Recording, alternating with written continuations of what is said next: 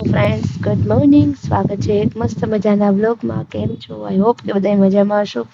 તો સવારમાં હું થઈ ગઈ હતી તૈયાર, અને સાથે સાથે 10 દિવસ પછી આજે વરસાદ આવ્યો હતો, એટલા માટે એની પણ ખુશી હતી. અને સવારમાં અચાનક જ વરસાદ આવી પડ્યો. સોમવાર હતો અને બધાને જો કારખાને જવાનું હોય, એનું જોબ ઉપર જવાનું હોય, ઓફિસ જવાનું હોય, સ્કૂલે છોકરાઓને જવાનું હોય, અને એમાં પણ વરસાદ આવે એટલે પછી કંઈ જવાની ઈચ્છા પણ ના થાય.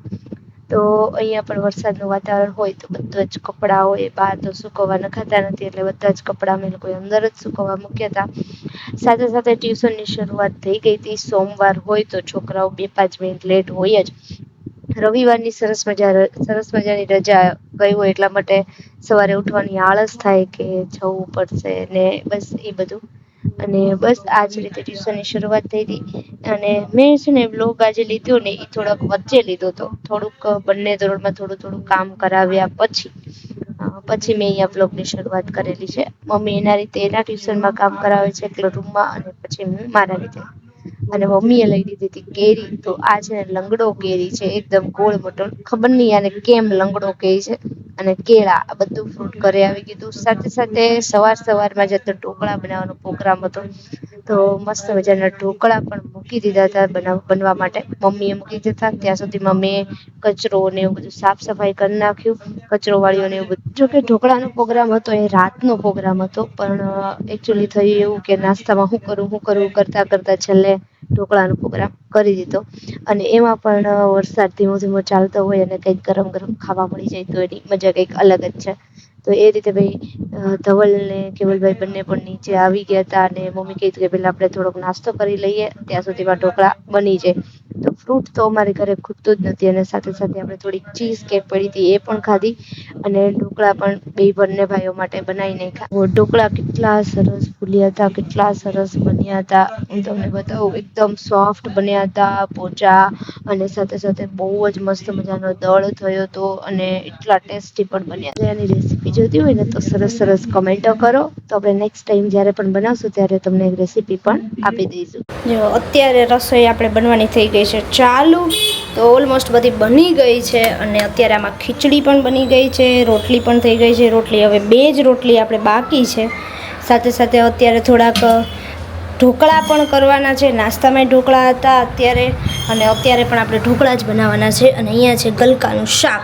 તો ગલકાનું શાક છે એટલા માટે આપણે કરવાના છે ઢોકળા, કેમ કે ગલકાનું શાક કેવલભાઈને અને ધવલને બેને નથી ભાવતું, અને અમારે ત્રણેયને ખાવાનું છે ખીચડી, શાક અને રોટલી. તો એ લોકોએ પણ થોડી ઘણી રોટલી ખાઈ જ લેજો, કે અથાણા હારે ને એવી રીતે. પણ થોડુંક ઢોકળાનું હલાવ્યું હતું કાલે, એટલે અત્યારે સરસ મજાના ઢોકળા પણ બનાવીશું. ચલો ફટાફટ આપણે 2 રોટલી બાકી છે એ કરી નાખીએ. જો અત્યારે હું ને મમ્મી છે ને બહાર ગયા હતા, અને થોડી ખરીદી કરીને આવ્યા છે, તમને હમણાં બતાવું પછી.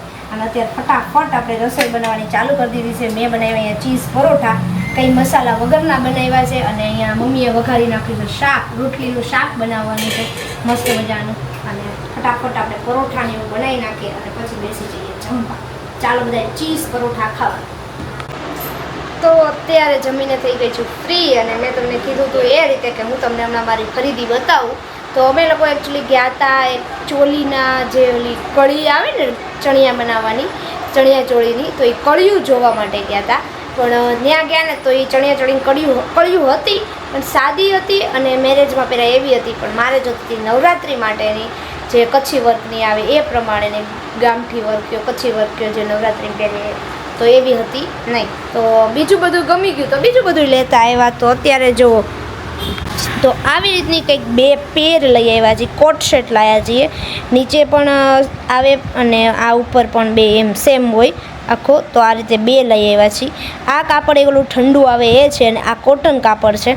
તો બંને મસ્ત ઠંડા, કાપડ સરસ હતું, ડિઝાઇન એ ગમી હતી. જોકે આ બહુ થોડુંક ઓછું ગમતું હતું, પણ કોટન હતું ને તો મમ્મી કહે કે મારે રાતે પહેરવા થાય, એટલા માટે મમ્મીએ એ લીધું. અને મેં કીધું મને આ ગમે છે, તો મેં આ લઈ લીધું. તો બસ જો આ રીતે મસ્ત મજાની પેર લાયા, ખરીદી કરી. અને મમ્મી પપ્પાની તો એ રીતે મમ્મી પપ્પાની અત્યારે જાય છે મારા પપ્પાના ઘરે. મમ્મી પપ્પાને ત્યાં આંટો મારવા. અત્યારે ફોન આવ્યો અચાનક કે ભાઈ એને મોકલ, હમણાં બહુ ટાઈમથી આવ્યા નથી, એટલા માટે. તો એ અત્યારે જવાની તૈયારી કરે છે. અને થોડું ઘણું ભાઈ આવતું જતું હોય ને, ડબ્બા ને ડબ્બીયું ને એવું બધું એ મમ્મી લઈને નીકળે છે. અને હવે આપણે પણ થોડોક ઉપર જઈને થોડુંક એક પિક્ચર ને એવું જોઈશું અને પછી સૂઈ જશું. ચલો સાથે સાથે આપણે એ વિડીયોને એન્ડ લઈએ. જો વિડીયો ગમ્યો હોય તો લાઈક કરો, શેર કરો, સબસ્ક્રાઈબ કરો. મળીએ નેક્સ્ટ વિડીયોમાં. ત્યાં સુધી બાય બાય, ટાટા, ટેક.